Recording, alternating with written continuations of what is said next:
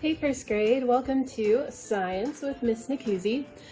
So this is our first experiment that we're going to do, and we are going to be growing crystals in a jar overnight, hopefully. We'll see how this goes. I've never done it before. So first, let's talk about the materials that we need. So I sent the list out before, but now we're going to talk about them. So first, you need Epsom salt. Epsom salt is a special kind of salt. It's not really the kind that you use to cook with, but we're going to use it today for our crystals. I'm being careful with my bag because it's open and has a hole in it. I don't want it to spill. You will also need food coloring. You don't have to use food coloring, but it does help make your crystals look pretty. You're going to need some glass jars, and this is what we're going to put the crystals in. And I'm going to do 4 different colors to see how it turns out. So I have 4 jars along with the lids. We're also going to need a measuring cup. You're going to need to be able to measure out 1 cup at a time, so I just have a cup. You can also use like a glass one. You need a spoon for mixing. And last, you need some pebbles. Now I went outside and found some rocks that were different shapes and sizes. You need 1 pebble in each jar. I got a few extra because I thought we can see what happens if we put a couple more in some of the jars. You'll also need some water that will need to be heated in either a microwave or just use some really hot water. All right, let's get started. Okay guys, so today we're gonna make crystals, which are a material that is formed when we take one substance and dissolve it in another substance. So we're going to take the salt and we're going to dissolve it in the water, which means when we mix the water in, the salt is going to kind of mix in with the water really well, at least most of it. Then when we put that water with the salt in it in the fridge to cool very slowly overnight, it's going to form some crystals. All right, step 1. However many jars of crystals you want to make, get those ready. And for each jar, you are going to pour in 1 cup of the Epsom salt. So I tried to patch my hole in the bag here with some duct tape.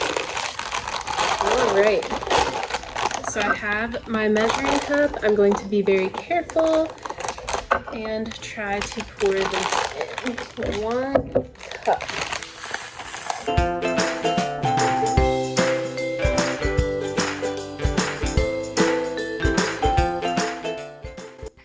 Alright, here's my 1 cup. Now I'm going to very carefully pour it in. I wish I had a funnel. I decided to do some problem solving and make my own funnel. I got a piece of paper. And I am going to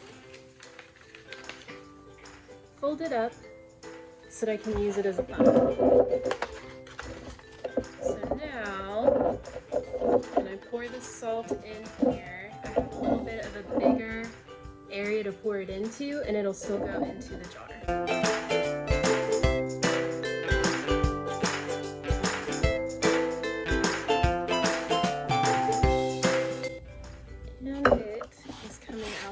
Of the paper into the jar. All right, here is my jar of salt. This is going to be pretty full once I add the water in, so make sure you're using a big enough jar. Okay, I'm going to repeat that step for the other 3 jars.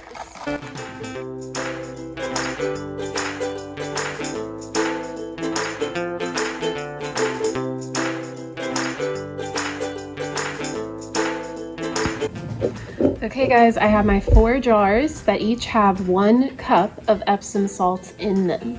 So next what I'm going to do is I need 1 cup of hot water for each jar.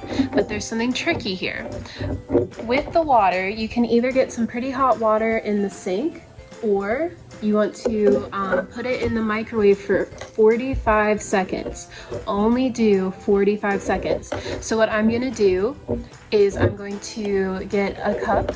I'm gonna use my measuring cup, measure out 1 cup of water, put it in a mug, heat it up for 45 seconds, and then pour it in to a jar, and then I'll do it again for the next jar so that each one has hot water in it. If you are wanting to add food coloring, you do it before you put the water in with the salt. So that's another step. If you heat up your water for 45 seconds, add some food coloring, stir it up really good so the food coloring mixes. You just want to use a couple drops, and then we'll add it in here. So keep that in mind. All right, let's go get some water.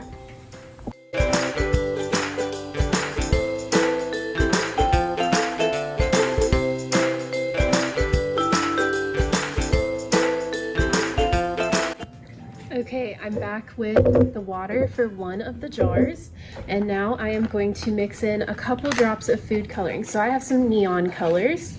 I'm going to do purple first. I'm going to just put a couple drops in here.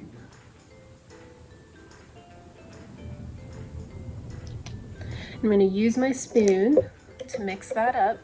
My mug is dark, so it's hard to see the color right now, but when I pour it into the salt, I will see that it's purple. All right, so I'm going to very carefully pour it in here.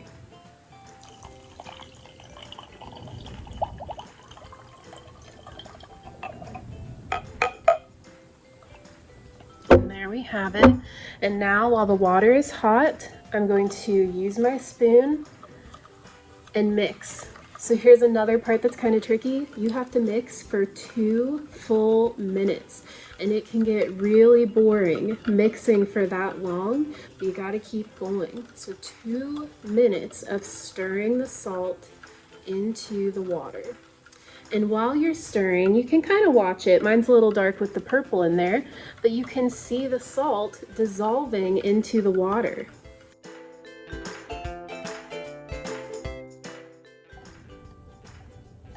All right, it's been pretty close to 2 minutes.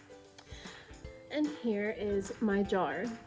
Next up, you need your pebble or rocks to drop down in there. So the reason we're gonna put rocks in our jar is because the crystals need something to grow on. So they're gonna find these rocks down in the bottom of our jar, and they're gonna latch onto them and start growing out of the salt that is dissolved in our water. So I'm going to drop a couple down in each one. You can just do one. You could also do some grains of sand, but I wanted to see how many I could get to grow. So I did 2 pebbles in this one, 2 rocks. You can see them down there. And I'm going to do a few in each one. I have rocks that are different sizes. And I want you guys to make a prediction right now. What do you think will happen to the bigger rocks or the smaller rocks? How do you think the crystals will grow depending on the size of the rock and depending on how many are in there? Okay guys, before we move these, I want to show you the finished jars. So we have purple. This one has 2 rocks in it. One is bigger, one is a little bit smaller. In my green one, I have 2 bigger rocks.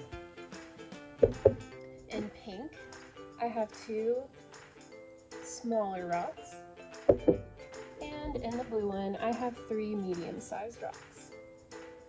So we're gonna see what happens. In fact, I might add one more big one to the blue one and see if we get a lot of growth in that one. Okay, so there are 2 options. You can either put them straight in the fridge and leave them overnight, but that might not work as well if you put them in the freezer for 10 minutes, which I'm going to do first, and then move them to the fridge. You might get a little more crystal growth. So I'm going to put the lids on my jars, and then I'm going to go put them in the freezer for 10 minutes and then move them to the fridge. And tomorrow we will check on them and see how they are doing. All right guys, I hope you have fun, and the next part of this video will be me tomorrow checking on our crystals. So remember, freezer for 10 minutes, then the fridge, or straight to the fridge.